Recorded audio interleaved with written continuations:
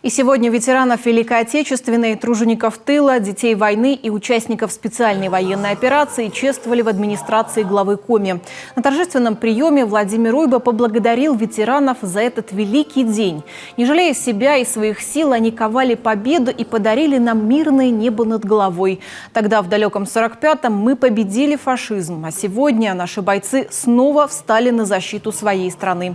На передовой идет война с нацизмом, но победа снова будет за нами, подчеркнул глава Коми.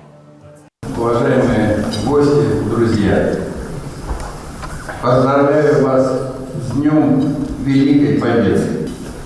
Этот священный праздник сегодня отмечает вся наша страна. И сколько бы лет ни прошло с победного мая 1945 года, память о подвиге поколения победителей будет жить вечно. Потому что нет в России семьи такой, где не памятным был свой герой.